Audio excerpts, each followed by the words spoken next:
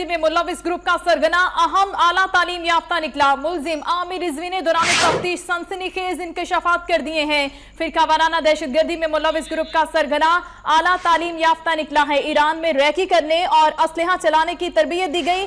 आमिर रिजवी ने ये इंकशाफात किए हैं। नदीम अहमद से इसी हवाले से मजीद जानेंगे। नदीम, बताइएगा मजीद क्या कहा गया है मुलजिम के बयानात में उसकी जानिब से?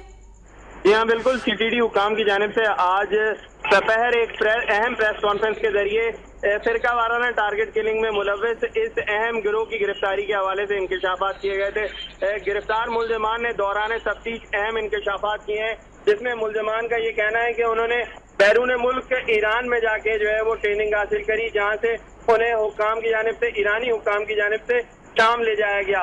उन मुलजमान का ये भी कहना है कि शाम में जिस कैंप में ये मुलजमान क़याम पजीर रहे थे, उस कैंप में 900 के करीब पाकिस्तानी थे, जिनमें से बेशतर का ताल्लुक गिलगित बल्तिस्तान, पारा चनार, पंजाब और कराची से था।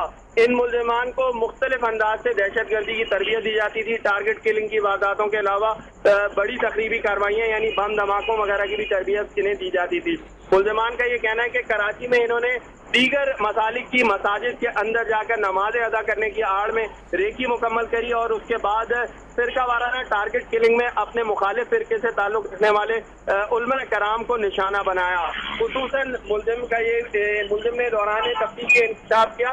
मौलाना तकी हादी, जो कि एक अहम अहले तशरीह स्कॉलर थे, उनके कत्ल की वारदात का फौरी बदला लिया था। उनके जनाजे से पहले ही मुलजमान ने उनके कत्ल का बदला लिया था और उनका ये कहना है कि मुखालिफ फिरके के एक अहम रुकन को जो है वो टारगेट करके जी, बहुत शुक्रिया आपका। नदीम अहमद कराची से हमें बता रहे थे।